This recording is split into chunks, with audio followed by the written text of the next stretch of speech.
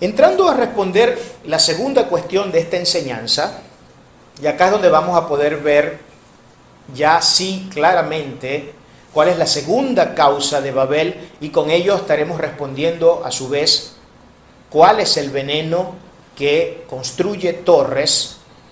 Vamos a tener que entonces ver qué es lo que representa Babel.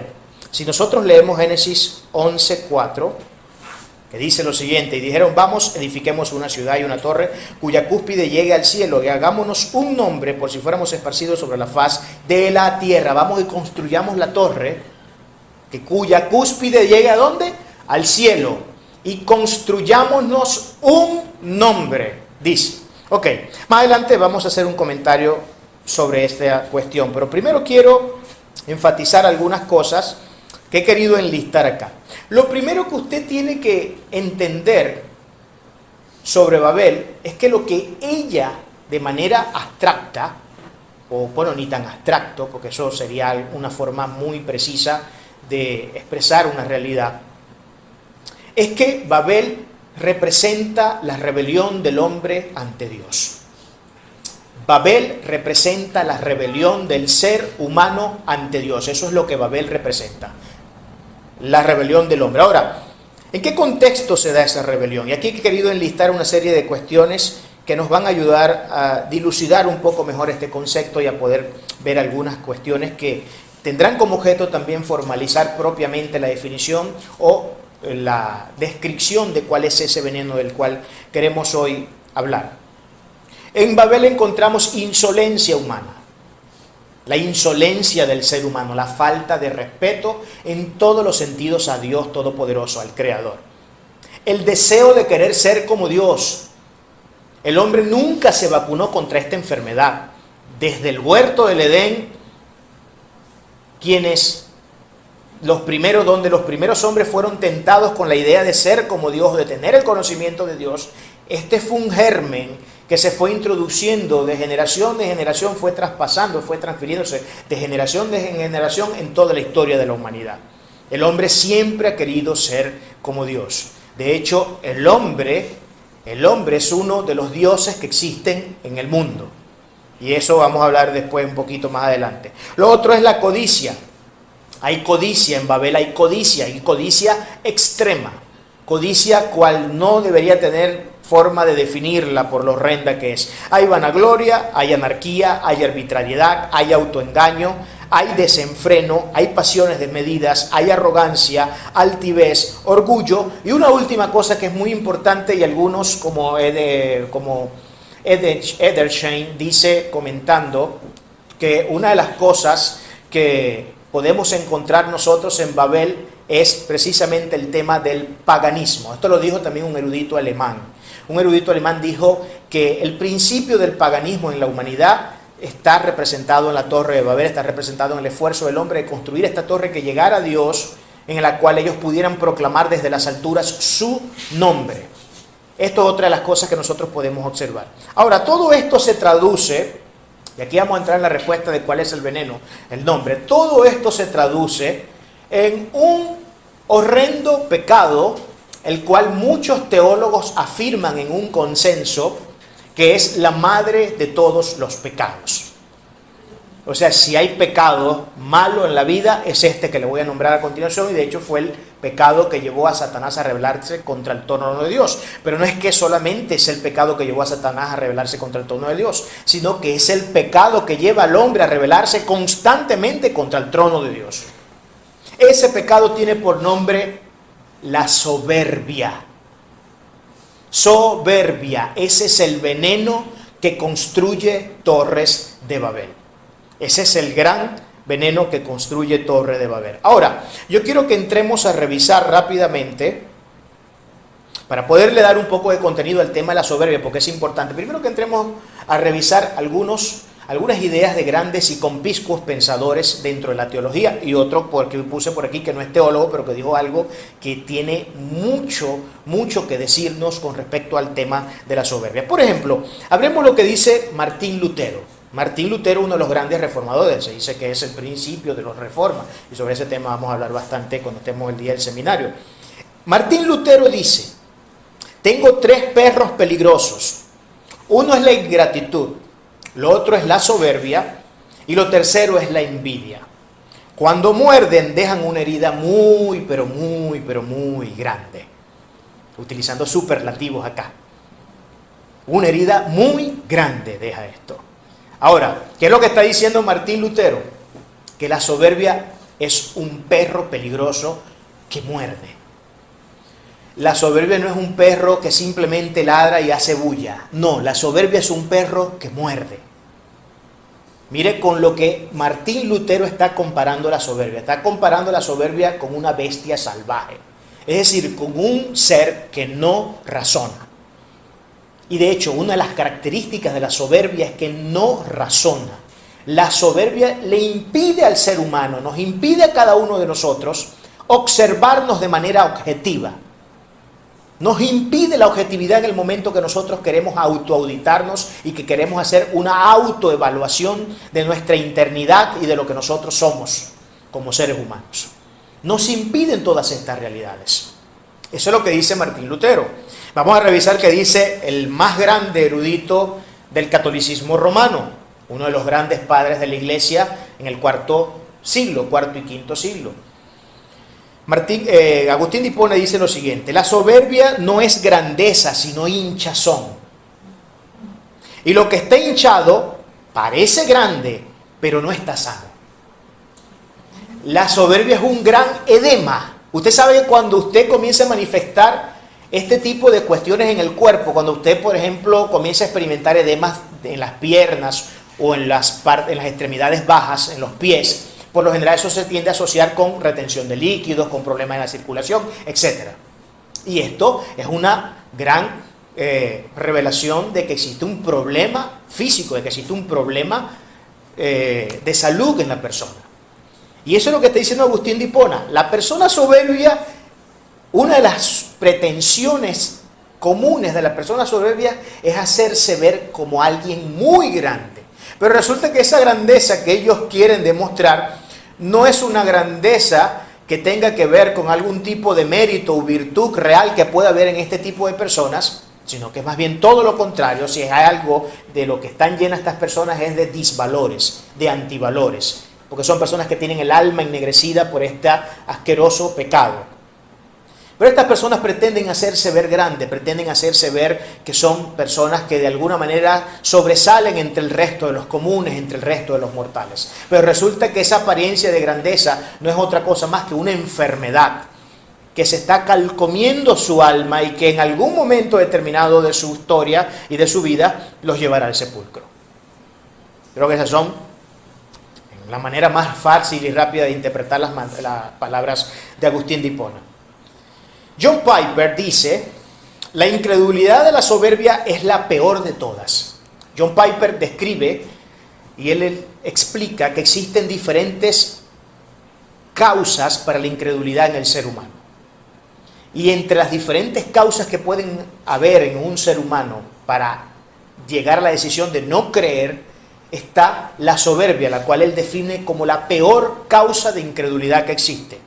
Y luego el mismo autor dice: la batalla contra la soberbia es la batalla contra la incredulidad.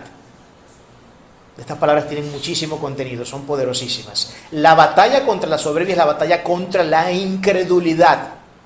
Y precisamente la soberbia, al ser un pecado que busca exaltar al ser humano de una manera total y absolutamente irracional y además pecaminosa, la soberbia impide, por supuesto, una vez nos hemos exaltado, que nosotros podamos observar a alguien que sea más grande que nosotros, aunque sea alguien tenga el nombre de Dios.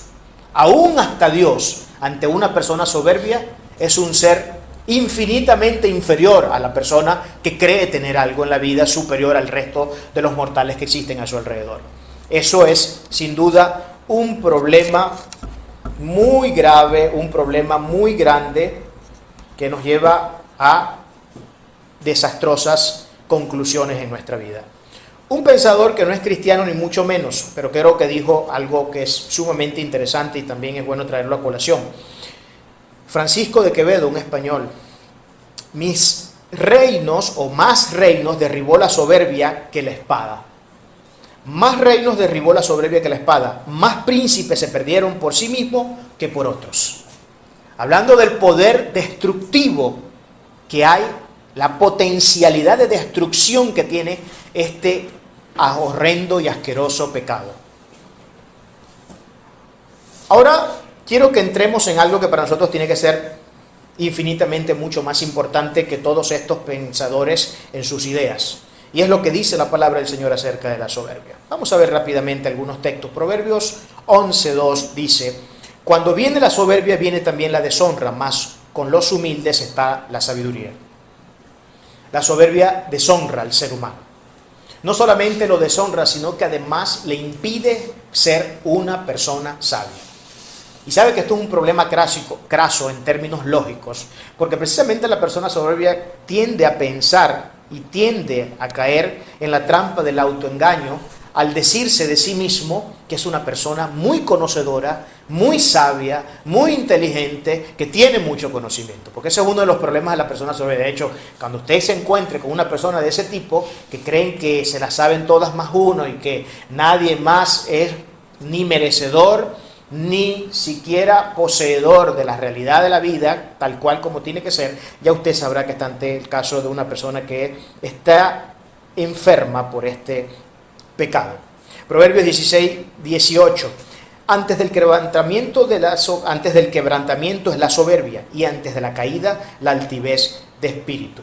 Es decir, que la soberbia hace caer al ser humano.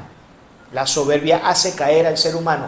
Tenemos una condena asegurada cuando nos conducimos a través de este mal tan asqueroso y tan horrendo. Y es que vamos a caer. No sabemos cuándo, no sabemos en qué momento, no sabemos qué tiempo nos dure la vida como creemos que la vivimos de la mejor forma. Pero en algún momento, si hay algo que tenemos claro, es que vamos a caer. Salmos 19:13. Persevera también a tu siervo, o preserva también a tu siervo de la soberbia, que no se enseñoreen de mí, entonces seré íntegro y estaré limpio de gran rebelión. ¿Estaré limpio de qué? De gran rebelión. ¿Qué habíamos dicho que representaba la Torre de Babel en principio? La rebelión del hombre contra Dios. Usted sabe lo que significa el término rebelión, ¿no? Cuando yo me rebelo, rebelión con B larga, ¿verdad? Rebelión con B larga, cuando yo me rebelo con B larga, no con B corta. La B corta es otro tipo de revelación. Cuando yo me rebelo con B larga, estoy declarando una anarquía total y absoluta ante todo tipo y toda forma de autoridad existente. No me interesa la autoridad, no me interesan las leyes, no me interesan las instituciones, no me interesa absolutamente nada que tenga que ver con algún tipo de orden que quiera establecerse dentro de la sociedad, porque yo me dirijo como a mí me dé la gana. Además, si hay alguien aquí que legisla, si hay alguien aquí que representa institución moral, si hay alguien aquí que representa institución ética, si hay alguien aquí que representa institución en términos penales, en todos los términos que usted se puede imaginar, ese soy yo. Eso diría el soberbio. Eso diría el soberbio. Por eso que el pecado de soberbia es un pecado de rebelión directa ante el trono celestial, ante el trono altísimo. Proverbios 13:10. Ciertamente la soberbia concebirá contienda, mas con los avisados está la sabiduría. Produce contienda y produce enemistades. Si produce contienda, produce enemistades, ¿verdad que sí? Si usted es una persona contenciosa y con todo el mundo se está peleando todo el tiempo y está discutiendo y está queriendo tener siempre la razón, eso va a degenerar en enemistades con todo el mundo que le rodea. Porque ninguna persona quiere acercarse a alguien que sea de ese tipo. Ninguna persona quiere acercarse a personas, a gentes que creen tener a Dios agarrado por las barbas y que son los que se las saben todas y que ellos son, a parecer, los únicos habitáculos de la verdad absoluta dentro del universo. Es un problema que tiene la persona soberbia. Y aquí yo estoy contra ti, oh soberbio, dice el Señor Jehová de los ejércitos, porque tu día ha venido, el tiempo en que te castigaré. Jeremías 50:31. Es un enemigo de Dios. Aquí está, porque Dios va contra ellos y además dice, tu día ha venido, el tiempo en que te castigaré. Nos convertimos en enemigos acérrimos de Dios y claro, lógicamente cuando yo soy un enemigo de Dios, Dios tendrá que manifestar su justicia sobre mi vida.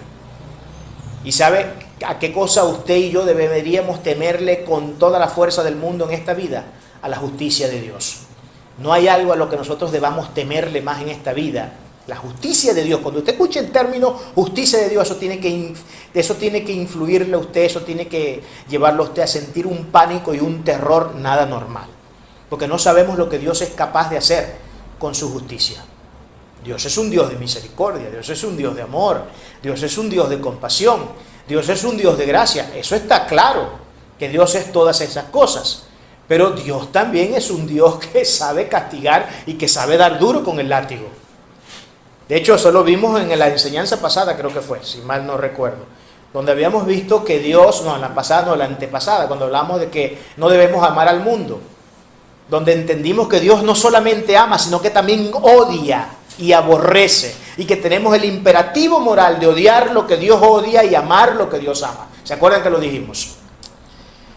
Igualmente, jóvenes, estad sujetos a los ancianos y todos sumisos unos a otros, revestidos de humildad, porque Dios resiste a los soberbios y da gracia a los humildes. Primera de Pedro 5:5. Miren, si hay cosa horrenda en esta vida, es que Dios mismo sea la muralla china que se levante enfrente de nosotros para que nosotros no podamos seguir avanzando. Pregunto yo, y esto para su reflexión personal y para su consumo privado, ¿usted cree que usted puede avanzar en la vida si la muralla que se levanta delante de usted es el mismísimo Dios para que usted no pueda avanzar un solo paso hacia adelante?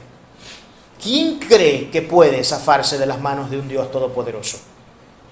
¿Acaso habrá alguno que lo agarre desprevenido en su hora de descanso y pueda pasarle por un lado, pisando suavemente para que no se despierte y no escuche sus pasos, y pasar al otro lado sin que Dios se haya dado cuenta? ¿Acaso pensamos que podemos llegar a hacer esas cosas? ¿O será que pensamos que podemos de alguna manera crear un plan para pasar por encima de Dios al otro lado de donde Dios está, esperando que Dios esté en su hora de almuerzo o en su coffee break? Vamos a esperar que Dios esté en el coffee break, que Él esté almorzando, o que esté en su lunch, o que esté en su cena, o en lo que sea, o que esté en su momento de este periodo que se da entre el almuerzo y la cena, ¿cómo que se le llama? Merienda, o que esté en su momento de merienda, y que a nosotros, aprovechándonos de las circunstancias de que Él está merendando y aparentemente está desprevenido y descuidado y solamente teniendo su atención puesta en lo que se está comiendo en la lonchera, nosotros podemos pasarle por un lado y Él no se va a dar cuenta de lo que nosotros estamos haciendo. Parece ser que aunque parecen casos muy estúpidos lo que estoy planteando, parece ser que esa es la forma de pensar de mucha gente. Pero sobre todo, ¿sabe quién tiende a pensar de esa manera constantemente? La persona que está envenenada con este pecado que llamamos nosotros soberbia, o que más bien llama la Biblia soberbia, porque es la Biblia la que lo llama así. Reprendiste a los soberbios, los malditos. Miren cómo dice, miren la palabra tan fuerte que utiliza aquí el salmista. Reprendiste a los soberbios, los malditos. Los soberbios son personas malditas. Palabras duras, viniendo de la Biblia, ¿no? Palabras muy duras, muy serias. Que se desvíen de tus mandamientos. Salmos 19, 119, 21. ¿Se desvía de qué? De los mandamientos de Dios. Aquí tenemos otra manera de validar el hecho de que la soberbia es la causa eficiente de la rebelión. La rebelión tiene una causa. La rebelión tiene como causa a la soberbia. Es la causa eficiente, es el motor que impulsa la rebelión. Pero fíjense que aquí rebelión, aquí está expresado claramente en textos bíblicos. La rebelión tiene que ver con los malditos que se desvían de los mandamientos del Dios Todopoderoso. Son personas malditas. Estas personas que se desvían de los mandamientos de Dios es la rebelión de la cual hemos hablado al principio cuando introducimos esta parte de lo que representa la Torre de Babel. Porque el día de Jehová de los ejércitos vendrá sobre todo soberbio y altivo, sobre todo enaltecido, y será abatido. O sea que Dios destruye al soberbio. El soberbio nunca permanecerá ni prevalecerá en ningún sentido. El soberbio tiene los días contados. Y el problema con el soberbio no es tanto lo que tenga que pagar aquí, porque el soberbio ciertamente va a pagar aquí las consecuencias de su soberbia, aquí en la vida, aquí en la tierra. Pero ahora imagínense usted el pecado que está destinada para las personas soberbias. Imagínense usted la condenación que está reservada para este tipo de personas. Quiero ilustrar este punto con una fábula, que a lo mejor alguno de ustedes ha escuchado alguna vez, sobre el león soberbio. No sé si alguno ha escuchado la fábula del león soberbio. Resulta que está el león en su hora de descanso, tendido arduamente. Ustedes saben que esos son uno de los animales que más horas duermen el día, ¿no? Esos animales, creo que, si no me falla la memoria, pueden llegar a dormir hasta 20 horas en un día. Una cuestión asombrosa, ¿no? Mientras que las pobres leonas tienen que salir a cazar y hacer todo el trabajo duro, ¿no?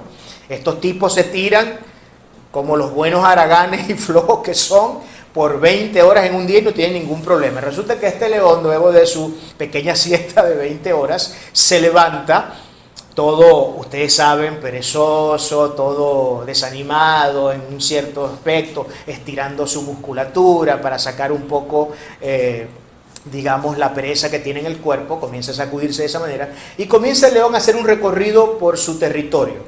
Y va llegando de animal en animal. Y se le acerca primero una serpiente y le pregunta: serpiente, ¿sabes tú quién es el rey de la selva? Y la serpiente le dice: claro que sí, león. El rey de la selva eres tú. Tú eres el rey de la selva. El león se acerca después a un rinoceronte y le pregunta al rinoceronte: rinoceronte, ¿sabes tú quién es el rey de la selva? Tú eres el rey de la selva, tú eres el león. Se le acerca a unas aves, a un grupo de aves, le pregunta lo mismo y las aves responden exactamente lo mismo que el rinoceronte y que la serpiente. Se le acerca un cocodrilo, ocurre exactamente lo mismo. Y así fue de manera sistemática, acercándose a cada animal y fue haciendo la misma pregunta hasta que se encontró con el elefante. Cuando le pregunta el elefante, ¿sabes tú, elefante, quién es el rey de la selva? El elefante, con sus 5-6 toneladas de peso, agarra con su trompa, como un papelillo que agarramos nosotros del piso, que no nos pesa nada y no nos implica ningún esfuerzo muscular porque no pesa absolutamente nada. El elefante agarra con su trompa al león y comienza a tirarlo de un lugar a otro y a destrozarlo y a darle latigazos con esa trompa de una manera que, bueno, seguramente fracturó al pobre león por todos lados. A lo que el león responde, miren lo que es la actitud de la persona soberbia, esto es lo que yo quiero que ustedes puntualicen acá, este es el punto. A lo que el león responde, miren lo descarada y hasta el punto que la soberbia puede llegar. Y esto es real, aunque estamos hablando de una fábula, yo quiero que usted entienda que así es la gente soberbia. La gente soberbia se comporta de esta manera. Luego que el león recibe la rumba de palos que recibió del elefante, viene el león y le dice al elefante: mijo, pero no era para tanto. Si no sabías la respuesta, pregúntamela y yo te lo hubiera dado. ¿Qué les parece? No era para que te lo tomaras tan a pecho. Si no sabes la respuesta, no tienes por qué tratarme así tampoco. Esa es la manera más vívida y gráfica en la que nosotros podemos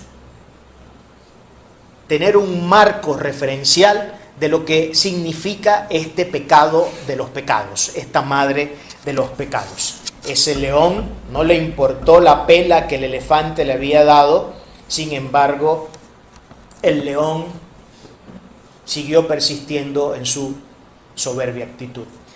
Y usted creerá que esos son cuentos, pero hay muchos seres humanos que han muerto. No recuerdo si está entre estos tres. Como siempre, yo tengo que poner varias opciones porque nunca me acuerdo con quién fue que realmente pasó el suceso.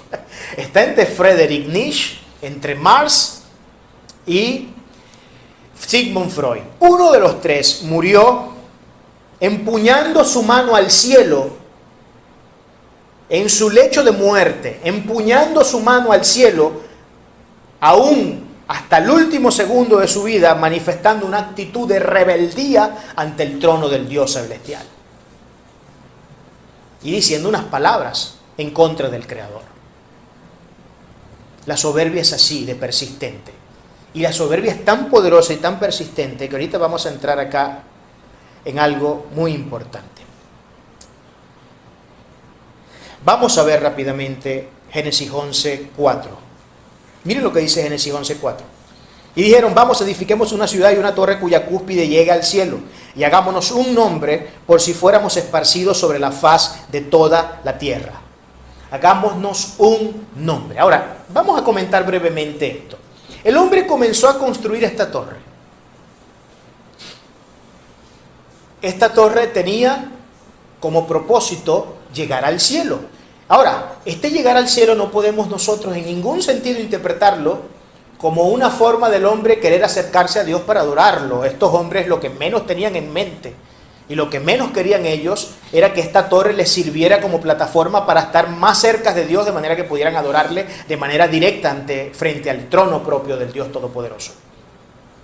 No, el hombre quería construir esta torre para que una vez se pusiera al nivel de Dios, poder lanzar su grito de arrogancia, de altivez, diciéndole, ¿te fijas que tú no eres el único que puede habitar en las alturas? ¿Te fijas como nosotros con nuestro propio esfuerzo, con nuestra propia inteligencia, con nuestros propios recursos, somos absolutamente capaces de llegar al lugar donde tú estás? Y no solamente llegar al lugar donde tú te encuentras, sino de retarte directamente a ti.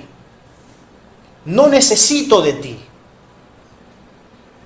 No necesito de ti. En nosotros hay suficiente fuerza, hay suficiente poder, hay suficiente energía, vitalidad e intelecto. La misma torre es una muestra de eso. Y en un mundo antiguo, estamos hablando de más de 1000 años antes de Cristo. En un mundo antiguo donde no existía la ingeniería, no existía la arquitectura, donde no existía ninguna de estas cosas, el hombre se había propuesto construir esta torre y habían comenzado a avanzar en la construcción de la torre. Porque eso es lo que dice la palabra después. Miren que ya han comenzado a hacer la torre, dice el Señor, vamos a bajar y vamos a confundirle las lenguas a esta gente para que dejen de construir esta torre. Entonces el hombre llega al Dios Todopoderoso y tiene la intención de llegar al Dios Todopoderoso a través de esta torre para reclamar su dominio y su imperio sobre la tierra, para reclamar su dominio y su imperio sobre sí mismo, para decirle a Dios en la cara, escupirle a Dios en la cara que no le necesitan, que ellos son autosuficientes, que ellos son autónomos e incluso soberanos de su vida. Todo esto es lo que representa Babel. Este es el grito de rebelión que el hombre dirige a Dios cada vez que construye una torre de Babel. Y el hombre, a través de la historia, en cada uno de los episodios de la historia, ha sido experto en construir sus propias torres de Babel. ¿Cuándo nosotros hemos construido torres de Babel? Todos nosotros hemos construido en algún momento de nuestra vida torre de Babel. Usted quiere que yo comience a darle contenido a esto. ¿Qué significa construir una torre de Babel? Cada vez que usted peca, usted está construyendo su propia torre de Babel. ¿Sabe qué dice R.C. Sproul acerca del pecado? Una definición que me parece fenomenal, de las más brillantes que he escuchado en mi vida. Él dice, pecar significa sobreponer nuestra voluntad a la voluntad de Dios. Es cuando yo establezco el imperio de mi voluntad por encima de la voluntad divina. Por eso es que el ser humano sigue pecando. Y eso es lo que busca el ser humano hacer. Establecer su voluntad y subordinar la voluntad de Dios a la propia voluntad del hombre. Eso es lo que él busca hacer. Eso es lo que la persona soberbia busca hacer. ¿Cuántas torres de Babel hemos construido nosotros en nuestra vida? ¿Cuántas veces hemos empuñado nuestras manos contra el cielo, diciéndole a Dios que no le necesitamos? ¿Cuántas veces yo he hecho mis propios planes donde no he tomado en cuenta ni en consideración en ningún sentido el Dios Todopoderoso? Pues cuantas veces usted haya hecho eso, entienda que usted ha estado allí en la construcción de su propia torre de Babel. Entienda que cuantas veces yo haya hecho eso, estoy en la construcción de mi propia torre de Babel, una torre que se levanta para rebelarse contra la presencia divina. Una torre que se levanta para rebelarse contra la omnipotencia y contra la sagrada y gloriosa presencia del Dios Todopoderoso. Cada vez que yo le digo al Señor no, estoy queriendo construir mi propia torre de Babel. Yo quiero que este mensaje quede claro en nuestros corazones, hermanos. Cada vez que yo me le niego a Dios, Dios me ha dado talentos, Dios me ha dado habilidades, Dios me ha dado una serie de facultades tremendas para que yo pueda conducirme de la mejor forma en la vida. Sin embargo, en vez de con todo eso que Dios nos ha dado, glorificar y exaltar su nombre, lo único que hacemos es buscar construir nuestras propias torres de Babel. Yo no me voy a congregar este domingo. ¿Para qué voy a ir el domingo? Yo no voy a servirle al Señor. Yo tengo habilidad, el Señor me enseñó a predicar y hasta soy experto estudiando las Escrituras, haciendo exégesis, pero no me interesa nada de eso. Y no me dedico a explotar los dones que Dios me ha dado. Cada vez que usted se ha hecho consciente de algún don o talento que Dios ha puesto en su vida y usted no lo explota, usted sigue construyendo, en un sentido, su propia torre de Babel. Usted sigue empuñando su mano hacia el cielo, declarando que usted es autónomo, declarando que usted es soberano, declarando que a usted no le hace falta la providencia divina para hacer las cosas que tiene que hacer en la vida. Todos nosotros somos constructores de torres. Absolutamente todos nosotros somos constructores de torres. Ninguno ha escapado a la realidad de construir torres. Ahora quiero que veamos la parte más, yo diría, la más quirúrgica del tema de la soberbia. Miren lo que dice Génesis 11:6. Y dijo Jehová, he aquí el pueblo es uno, un ejad, y todos estos tienen un solo lenguaje y han comenzado la obra. Ahora, la frase que viene a continuación es supremamente reveladora. Yo creo que usted talle estas frases en su corazón y las recuerde cada vez que usted quiera levantarse en contra de la presencia de Dios. Mire lo que dice la frase. Y nada. ¿Sabe qué es la palabra nada, no? Un cuantificador negativo universal. Cuando dice nada, matemáticamente no es que hay algunas excepciones. No, matemáticamente nada es nada. Y dice, y nada les hará desistir ahora de lo que han pensado hacer. Usted sabe el poder de la soberbia. Aquí podemos ver esta frase, acaba de puntualizar y de exponer el inmenso potencial y el inmenso poder destructivo y en todos los sentidos que la soberbia tiene. El mismo Dios está diciendo que la soberbia en este grupo de personas es algo que absolutamente nada, ninguna fuerza que existe en la tierra, ninguna fuerza humana existente puede aplacar. Lo está diciendo, recuerde, que esto no lo está diciendo cualquier persona, estas son palabras que vienen del mismo Dios Todopoderoso. Él mismo quien está diciendo que ninguna fuerza es capaz de aplacar la soberbia del ser humano. La única fuerza que es capaz de aplacar la soberbia en el ser humano es la intervención divina, poderosa de la justicia divina. Pero fuera de Dios, usted no puede librarse de su soberbia. Si usted es una persona que todavía sigue consintiendo en su corazón mucha soberbia, usted tiene que entender que ni el psicólogo, ni el psiquiatra, ni las conferencias de los coach, de los agentes motivacionales, ninguno de esos inservibles medios para tratar el problema más intrínseco y revelador de la ontología del hombre es capaz de brindarle o suministrarles una cura para su problema de soberbia. El único que lo puede hacer es Dios. Y Dios a veces, para poder aplacar la soberbia del hombre, tiene que utilizar medios que nosotros a veces desearíamos no haber nacido que tener que pasar por el fuego de Dios. Muchas veces es mejor no haber nacido. Todos los seres humanos somos constructores de torre de Babel en alguna medida, incluso los propios creyentes, debido a que el corazón sigue enfermo. Y quise anotar acá algo que me pareció muy interesante, y esto lo anoté anoche ya en horas de casi ya para dormirme, que me vino. La soberbia es arquitecta e ingeniera de la rebelión cósmica. No se le olvide eso nunca. La soberbia es arquitecta e ingeniera a la vez de la rebelión cósmica. O sea, la soberbia no solamente diseña el edificio a través de la arquitectura, del arquitecto, estableciendo un arquetipo, sino que además de eso, también es el ingeniero que se encarga de planificar cómo es que se van a fundar las bases, qué tipo de material se va a utilizar, cómo se van a pegar los pilotes, todas estas cosas. La soberbia es arquitecta e ingeniera a la vez de la rebelión cósmica. De manera que todos llevamos, si tenemos una medida de esta soberbia, a un arquitecto y a un ingeniero adentro sin haber ido siquiera a la universidad y haber estudiado ni arquitectura ni haber estudiado ingeniería.